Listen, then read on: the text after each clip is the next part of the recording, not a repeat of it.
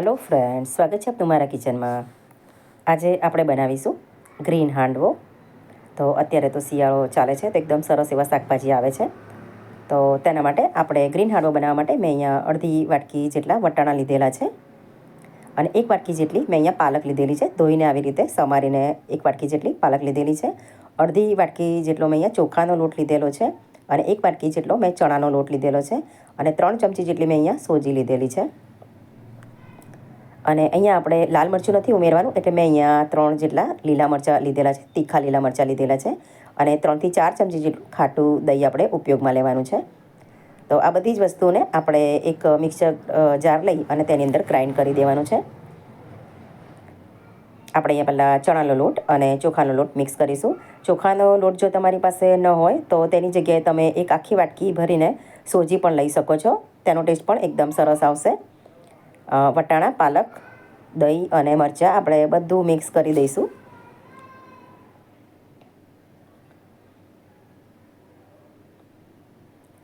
અને આપણે જરૂર પૂરતું અંદર પાણી ઉમેરી અને એક હાંડવાનું બેટર બનાવી દઈશું.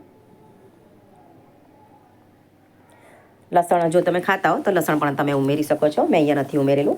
અને અડધા કપ જેટલું પાણી ઉમેરી અને આપણું જે હાંડવાનું બેટર છે એ મેં અહીંયા તૈયાર કરેલું છે. તો જારમાંથી આપણે એક મોટું વાસણ લઈશું અને તેની અંદર આપણે બેટર કાઢીશું બધું અંદર. તમે જોઈ શકો છો એકદમ સરસ આવું આપણું બેટર તૈયાર છે. તેની અંદર આપણે એક વાટકી જેટલી મેં અહીંયા છીણેલી દૂધી લીધેલી છે. તમે ઈચ્છો તો અંદર અડધી વાટકી જેટલું ગાજર પણ નાખી શકો છો છીણીને. હવે અંદર દૂધી નંખાઈ જાય પછી આપણે લગભગ અડધો કલાક જેટલો એને રેસ્ટ આપી દઈશું. વળી પાછું તેની અંદર આપણે સ્વાદ મુજબ મીઠું ઉમેરીશું. લાલ મરચું અંદર નથી ઉમેરવાનું આપણે. અને ચપટી જેટલી હળદર આપણે અંદર ઉમેરીશું. હળદર પણ એકદમ ઓપ્શનલ છે, તમને જો ફાવે તો ઉમેરી શકો છો. હળદર નાખ્યા પછી થોડું મિક્સ કરી અને આપણે 3 થી 4 ચમચી કડાઈની અંદર તેલ મૂકી દઈશું.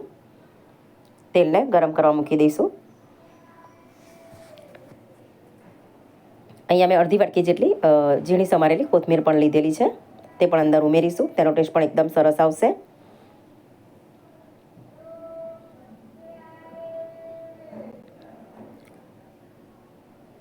કોથમીર ઉમેરાઈ જાય પછી આપણે તેની અંદર સોડા ઉમેરીશું.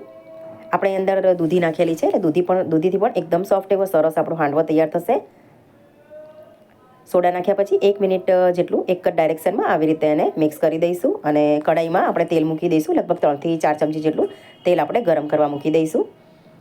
અને તરત જ તેલ આવી જાય એટલે રાઈ અને સફેદ તલ જે આવે છે તે અને હિંગ ચપટી જેટલી આપણે અંદર હિંગ ઉમેરીશું. હિંગ ઉમેર્યા પછી તરત જ આપણે જે બેટર તૈયાર કરેલું છે લગભગ 4 ચમચા જેટલું આપણે બેટર અંદર મૂકી દઈશું.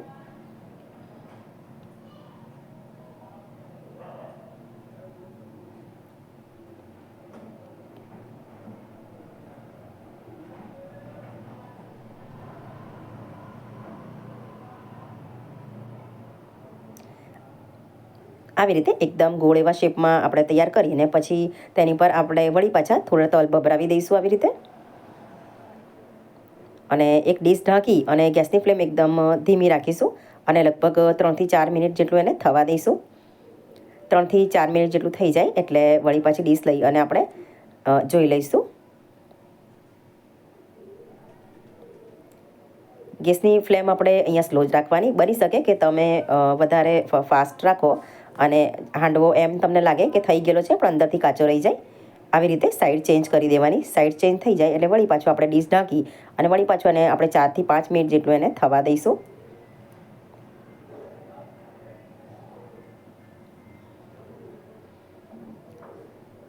હવે આપણે ચેક કરી લઈશું. આવી રીતે એને સાઈડથી પણ આપણે ચેક કરી લેવાનું, એક વખત જોઈ લેવાનું. સરસ એવો આપણો ક્રિસ્પી એવો હાંડવો પણ તૈયાર છે, તમે જોઈ શકો છો. તો આપણે એને ડીશમાં લઈ લઈશું. હવે આપણે એને કટ કરી લઈશું. તમે જોઈ શકો છો પાલક અને વટાણા લીધે એકદમ સરસ એવો ગ્રીન હાંડવો લાગે છે અને ટેસ્ટમાં પણ એકદમ પૌષ્ટિક છે.